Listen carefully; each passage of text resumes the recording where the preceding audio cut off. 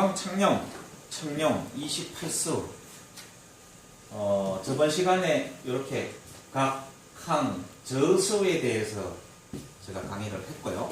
오늘은 방수, 심수, 미수, 기수. 그래서 각항, 저방, 신미기, 동방청룡 7수 두 번째 시간 강의를 가지도록 하겠습니다.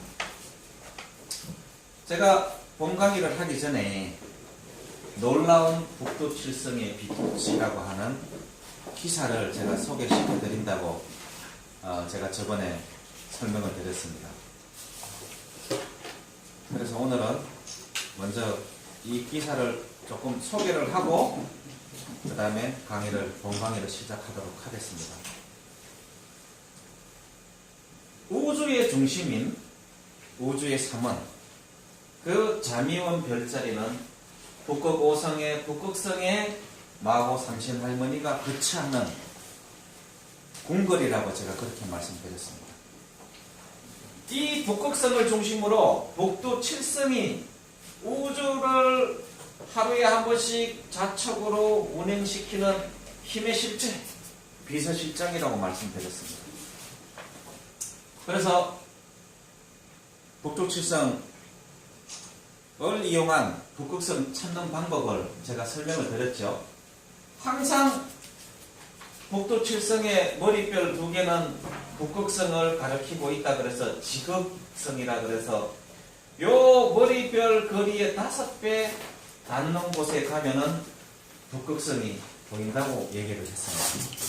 북두 칠성의 머리별 두 개 찾는 것은, 이 북두 칠성을 찾는 것은 워낙 밝은 별이기 때문에 찾기가 굉장히 쉬워요. 근데 이 북극성은 처음에 보면 잘 안 보입니다. 이렇게 찾으면 가장 빨리 찾아요. 근데 우리 조상들은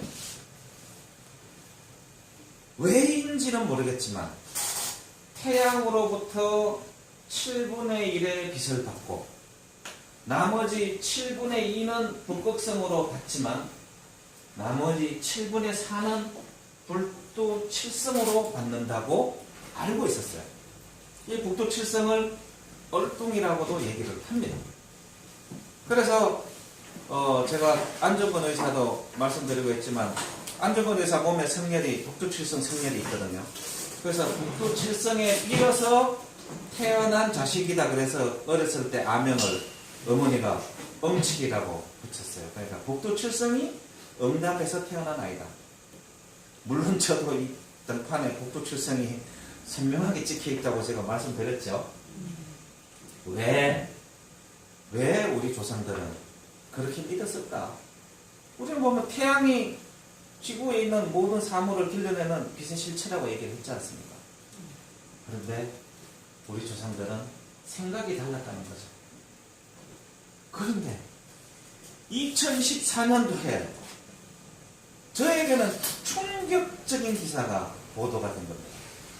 이게 우주에서 극한의 에너지가 1년에 한 번씩 지구로 떨어지는데 서울 크기만한, 쉽게 얘기하면은 그 영화 토로라는 그 천동신 영화의 번개 있지 않습니까? 우주 번개가 지구로 한 번씩 날라오는데 이 서울시만한 번개가 우주에서 날라옵니다. 과학자들이 추적을 해서 보니까 그 별이 북두 칠성에서 온다는 거예요. 그게 우주선이라고 얘기를 해요. 이 북두 칠성에서. 보세요. 국내 연구진, 이게 동아사이언스 2014년 7월 18일 날 나온 기사입니다. 국내 연구진, 극한에너지 우주선 북두 칠성 근처가 기원 최초로 밝혀낸 요 우주선이 인간이 타고 가는 우주선이 아니라 우주에서 오는 강력한 에너지를 유현진과 같은 직구급 우주선이 지구로 돌진하는데 초고에너지 우주선 간접소와 북두 칠성 원 운동의 중심이 바로 북두 칠성이 있었다. 이 연구에 참여했던 성균관대에서 자료를 제공을 해서 2014년도에 최초로 소개가 된 겁니다. 물질을 이루는 입자인 양성자는 야구 공복의 95분의 1억분의 1억분의 1만큼 가벼운데, 그런데 이렇게 작고 가벼운 양성자가 LA 다저스 유현진 선수가 던진 시속 150km 직구만큼의 에너지를 갖고 있다면 도대체 어떻게 했느냐? 이런 우주의 기운이 지구로 날아온다는 얘기입니다. 천체물리학계에서는 이런 극한의 에너지를 가진 우주 빛이 우주의 어느 곳에서 기원하는지가 오랫동안 수수께끼였다. 그게 2014년도에 풀렸다는 얘기입니다. 우주의 사방팔방에 균일하게 날아오는 것인지 아니면 극한 우주선을 만드는 특별한 원천이 있는 것인지 그건 의견이 분분했다.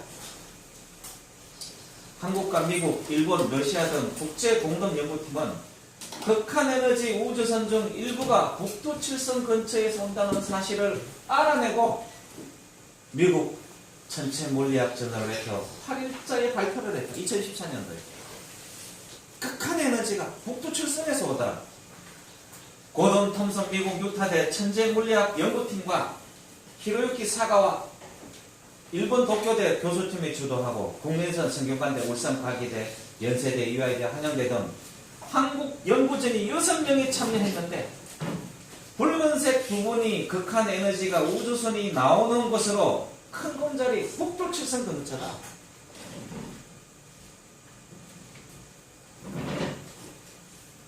유현진이 직구로 던지는 그 우주선 속도에 강력한 우주선이 서울시 면적만한 크기에 약 1년에 한 개꼴로 지구로 떨어진다.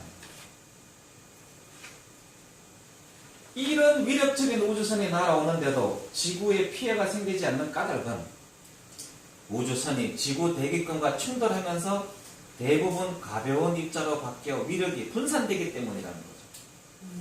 이게 무슨 얘기인가 하면은 그냥 이 지구상에서 감당하지 어려울 정도의 에너지가 1년에 서울시 공간만한 이런 걸 꽉 채울 정도로 번개가 내려치는데 과학자들이 이걸 왜 연구를 하느냐? 그 에너지를 어떻게든 보관을 해서 쓸 수 있는 방법을 지금 연구를 하는 거예요. 왜?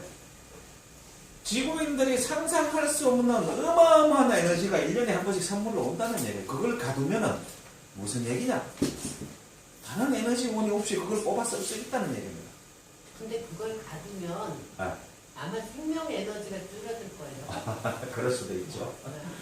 드문드문 날아오는 우주선을 검출하기 위해 연구팀은 미국 유타 사막에 서울시만한 면적의 입자 검출기 500여 개와 대형 망원경 3개를 설치해 북반구 최대의 초고에너지 우주 관측소를 만들었다. 연구진은 2008년 5월부터 2014년 5월까지 극한에너지 우주선 72개를 관찰한 결과 이 중에 19개가 북두 칠성 근처에서 나온다는 사실을 밝혀졌다. 그 뭐야? 그냥 거기서 에너지가 다 나온다는 얘기입니다. 그러면 우리의 북두 칠성 사상이나 북극성 사상이 맞다는 얘기예요. 왜? 아니 우리 어머니 할머니가 저도 그래서 빌어서 태어났거든요. 장독교에 정한수 하나 놓고 어디 봅니까? 정한수가 은하수라고 제가 말씀드렸죠. 은하수 색깔이 밀키웨이, 황천강 색깔이 하얘니까 하얀 소복을 입고 북극성과 북두 칠성을 향해서 밀으니 그 소원이 안 들어질 수가 없다는 거지. 제가 볼 차원에서는 과학적으로 증명을 해줬잖아요. 그 왜 밤에 기도를 하느냐? 뭐 기도빨이 잘 먹힌다고 하는 이유가 과학적으로 맞다는 수밖에. 저는 그래서 제가 이 기사를 발견했었는데 그거는 너무 소설화치게 놀랐거든. 왜? 이미 이 사실을 알고 있었는데 인간이 스스로 밝혀낼 줄은 생각을 못했다는 거예요. 뭐 고대에 있는 우리 조상들은 도대체 어떻게 알았나요? 이번 관측 결과에 오류가 있을 가능성은 약 1만 분의 1에 불과할 정도로 정확하다. 연구에 참여한 박일영 성균관대 물리학교 교수는 극한 에너지 우주선이 우주에서 든든하게 날아오는 것이 아니라 특정한 곳에서 기원한다는 사실을 밝힐 때 큰 의의가 있다. 응? 이런 우주선이 만들어지는 것이 어디인지 앞으로 알아낼 계획이라고 말했다. 우리는 이미 알고 있었다는 거죠. 북극성과 북두 칠성. 이게 우주의 주제자고 우주를 운행하는 힘의 실체가 북두칠성이라고 딱 써져 있잖아요. 북두칠성의 역할이 뭔지 제가 천문요철 강의를 다 드렸잖아요. 그래서 우리 조상들은 빛의 7분의 1은 태양으로 북극성으로부터 7분의 2 북두칠성 얼뚱이로부터 7분의 4를 받고 있어서 우리가 완성된 기운을 하늘로부터 받는다고 이미 오래전부터 얘기를 했다. 야, 너무나 무서운 얘기 아닙니까? 너무나 무서운 얘기. 그래서 뭐 부족한 부분은 제 홈페이지를 보시면 되고요. 여기 자료실 있죠? 이 자료실에 내가 어마어마한 자료를 많이 올려놨고 칼럼에 딱 누르면 여기 천문요초 칼럼 항목이 별도로 올려놨습니다. 그래서 궁금한 게 있으면은 제가 전화 못 받고 이메일 못 보다가 얘가 들어오면 됩니다. 이거 뭐 다 올려놨으니까. 마고의 나라 작은 곰자리 이 북극성이 정확히 지금 완달선에 위치하고 있거든요. 북극 오성의 마지막 꼬리별이 한반도 38선에 딱 걸려있어요. 앞으로 3000년 이거 녹화하면 안 되는데 혹세 목면에 걸리는 3000년. 자, 오늘은 천문요초 4편 동방창룡 두 번째 시간 방수, 심수, 미수, 기수에 대해서 알아보도록 하겠습니다. 다 까먹으셨을지도 모르기 때문에 28수 동방 창룡 청제, 남방 주작 적제, 서방 백호 백제, 북방 현무 흑제, 중간에 황제. 그래서 이것이 28수와 오방 색깔을 의미하는 거다. 오방색 하면은 자미운 별자리와 28수를 얘기하는 거다. 다른 건 다 생략하고요. 서양 별자리로 이해를 하면은 동양 별자리를 연결시킬 수가 없으니까 동양 별자리에 어디에 각항, 저방, 신미, 기, 동방 칠수가 위치하는지를 비교할 수가 있어야 된다. 그래서 각수는 처녀 자리에 오른쪽 손이 있는데 항수는 요 무릎 있는데 저수는 청칭 자리에 끝부분, 방수는 전갈 자리에 집게 부분, 그 다음에 심수는 전갈 자리에 심장 머리 부분, 미수는 전갈 자리에 꼬리가 시작되는 부분, 기수는 궁수 자리에 화살촉 부분 이라는 것을 기억을 해야 된다. 그리고 나서 바로 저 청구위에 보시면은 이게 붉은색으로 되어 있는 게 이게 태양이 다니는 길, 이걸 황도라고 얘기한다. 황도와 청구의 적도 사이에 28수가 놓여져 있는데 어떤 것은 황도 사이에, 어떤 것은 황도 아래에 놓여져 있다. 이거를 기본적으로 이해를 해야 된다.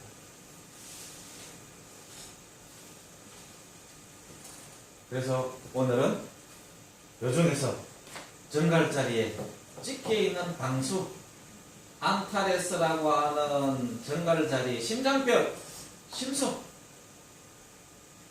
2010년 8월 24일날 요 심수 자리에 화성이 와가지고 역행을 하다가 다시 돌아와서 여기 딱 멈췄어요. 심수 자리에 화성이 머물면은 왕이 사라진다. 그리고 나서 박근혜가 날아갔어요. 제가 나는 김정은인 줄 알았다고 제가 말씀드렸죠. 여기서 제가 강의 1년 전에 8월 24일 1년 전에 강의를 했어요. 미수, 그 다음에 기수, 요 네 가지 별에 대해서 오늘 알아봅니다. 자, 방수입니다. 방수. 방수는 이렇게 생겼습니다. 근데 여기 두 개가 연결이 돼서 또 두 개를 표시하기도 합니다. 방수는 네 개의 별로 이루어져 있고 주천도수 중에 5도를 맡고 있다. 묘수와 마주보고 있으며 방수 딱 직각으로 가면 여기 묘수와 딱 연결이 되어 있죠. 15항동국의 청갈국에 해당하며 묘의 방향 송나라에 해당한다. 중국을 나누었을 경우에 여기 보면 송나라에 해당하는 심수. 요게 황하고 요게 회하고 요게 양자강입니다. 그래서 꼭 여기 오시면 항상 이 지도를 자주 보세요. 이 우측에 있는 이 지도를.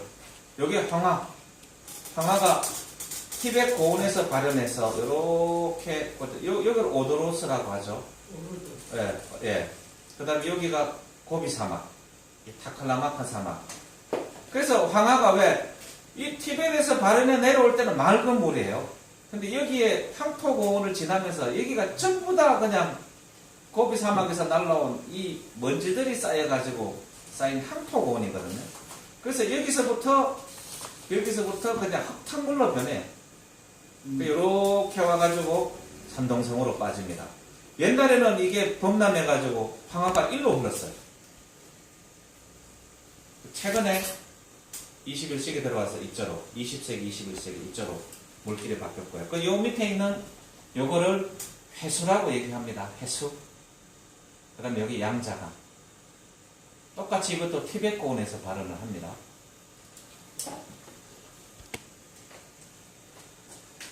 그리고 우리나라는 방수를 충남 서창군, 익산군, 금산군 이렇게 하는데요. 여기 보면은 심수 이렇게 나와 있죠. 그래서 이 심수는 굉장히 중요한 의미를 가지고 있습니다. 이 정갈자리에 신장별이 있어가지고 이 방수는 민성이라고 하는데 방은 명당이 되니 천자가 정치를 베푸는 궁궐을 뜻한다. 28수 중에 보면은 동방창룡자리 중에서 가장 중요한 별자리가 될 수도 있어요.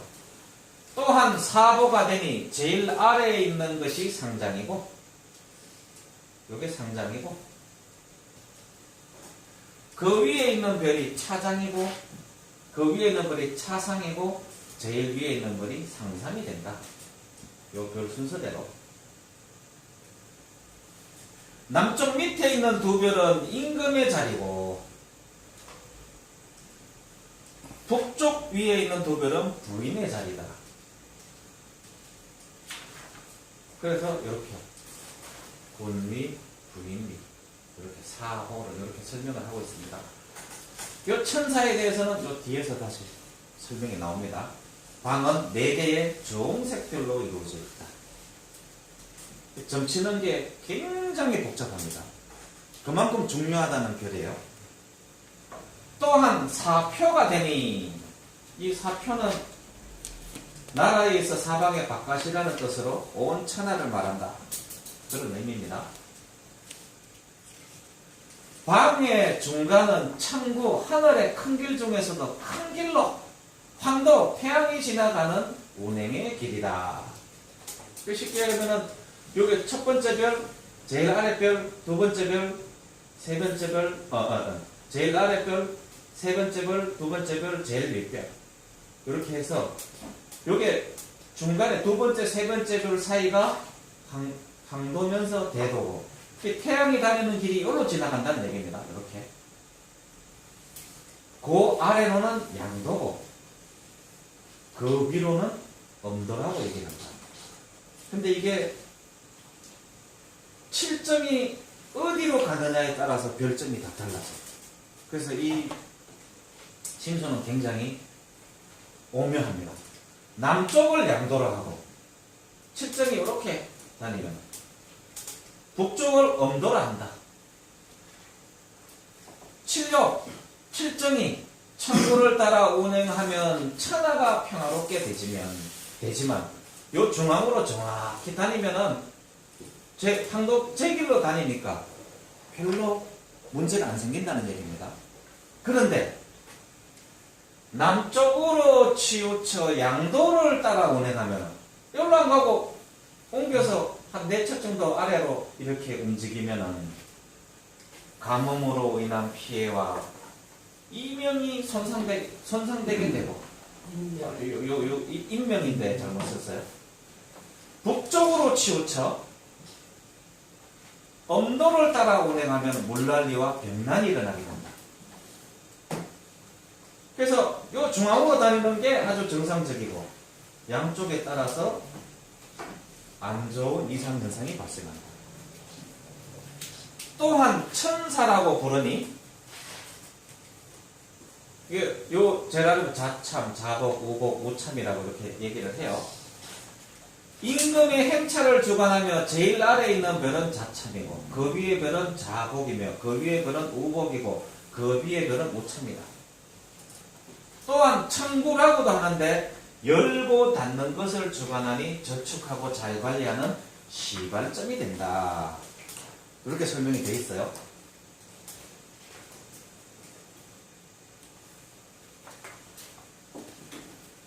여기 심수. 자, 방의 네 별의 역할. 요 별의 방수. 밝으면 임금이 현명하나 참성, 자천과 우참이 커지면 변난이 일어나고 별들이 서로 떨어져 있으면 백성들이 요량하게 된다. 요 아까 내가 잠깐 얘기를 잘못했는데 요 심수 별자리는 뒤에서 나옵니다. 지금 방수 얘기하는 겁니다.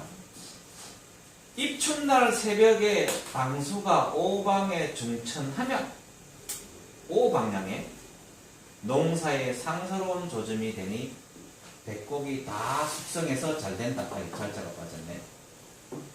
그런데 여기 일식 또는 월식이 방수에 있으라면 임금이 현명하지 못해서 혼란해지는 것을 뜻하니 권신이 정사를 전행하게 된다. 폐성이나 폐성이 범하면 병난이 일어난다. 이렇게 되어 있어요. 방수.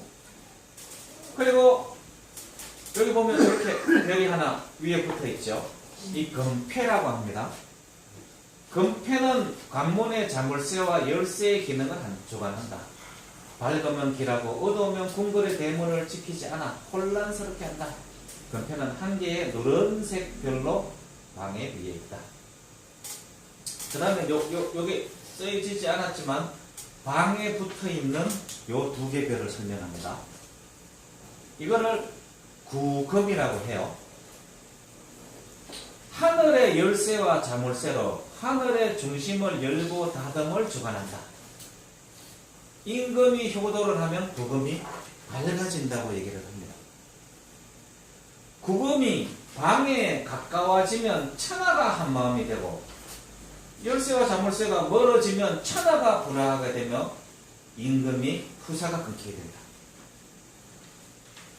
방과 구금 간에 요와 요 사이에 다른 별이 끼어들거나 서운하게 갈라놓으면 지진이 일어나고 황하가 맑아지는 등 기이한 일이 벌어진다. 이 황하가 맑아진다는 게 이게 합청이라는 이렇게 기록이 되어 있는데요. 이 황화물이 이 지도의 이 황화물이 절대 맑아질 수가 없어요. 왜냐하면 여기서 내려오는 이 황토 고온에 어마어마한 이 흙 때문에 물이 맑아질 수가 없어요. 그래서 여기가 보면은 덤룡문이라고 하는 데가 요 지역이거든요. 여기 밑에 내오던 뭐 붕어가 여기 폭포가 하나 있어요. 또 완전히 흙폭포입니다. 거길 오르면은 뭐 잉어가 된다고 하는 덤룡문이 있는 데가 요 지역인데 이 황화물이 맑아진다는 것은 있을 수 없는 사건이거든요. 그래서 중국에 있는 황하의 물은 항상 탁하게 흐려 있는데 천년에 한 번씩 맑아진다고 한다. 따라서 될 수 없는 일이나 있을 수 없는 일을 뜻하고 또는 성인이 태어나 세상이 평안해지기를 바라는 말로 이렇게 하청이라는 단어가 쓰인다고 합니다. 근데 천년에 한 번씩 진짜 황하가 물이 맑아질 때가 있으면은 지구에 무슨 변고가 있을 때겠죠. 정상적이진 않으니까. 그러면 아마 중국 쪽이 농사가 잘 안 되지. 일어나고 황하가 맑아지면 기이한 일이 벌어진다. 요 갈라놓으면 그렇다는 얘기입니다. 구금은 방의 열쇠와 자물쇠를 뜻하는데 그거는 방과 가장 가깝게 연결되어 있는 두 개의 작은 별이다. 여기요. 이게. 방과 밀접한 관계에 있기 때문에 어떤 천문대에서는 방과 직접 이렇게 연결해 그리기도 한다. 점선으로 해놓은 건 뭐냐? 관련성이 있기도 하고 없기도 하고. 그래서 애매할 때는 이렇게 점선으로 그렸다. 따라서 구검은 집안에 있는 방의 열쇠라는 뜻과 방의 열쇠라는 뜻을 아울러 가지고 있다. 방수의 방자도 가장 깊숙하고도 아늑한 방이라는 뜻으로 지어진 이름이기도 하다. 구검은 두 개의 붉은색 별로 방의 곁에 있다. 방수. 그리고 여기 보면은 벌이라고 세 개의 별이 있습니다. 벌은 돈을 받고 죄를 사해주는 일을 맡아 한다. 우리로 따지면은 그냥 지금 뭡니까? 보석을 얘기하는 거죠. 곱게 남북으로 잘 줄지어 있으면 법령이 공평하게 지킨되고, 가지런히 줄지어 있으면 구부러지고 비담이 기울어 있으면 형벌이 중도를 이뤄 치우치게 된다. 그냥 법이 제대로 시행되지 않는다는 얘기죠. 세 개의 노란색 별로 이루어졌는데 금패 위에 있다. 옆에 있다. 양함, 동함, 서함을 얘기합니다. 네 개의 별로 이루어져 있습니다. 1월과 5성이 다니는 길이다. 길상에 있다. 방의 삽장문이 되니 남녀 사이에 엄란한 짓거리 등 도를 넘는 행동을 방비하는 역할을 한다. 밤이라서 그런가? 밝으면 길하고 어두우면 흉하다. 1월 및 5성이 범하여 머물면 업무가 있게 되고 화성이 머무르면 병난이 일어난다. 형옥성, 화성은 불이 이글이글 막 불이 세 개에서 타서 이놈이 갖다 붙으면 무조건 병난이나 무슨 쿠데타가 일어나요. 항상 일어나는 게 아니라는 거죠.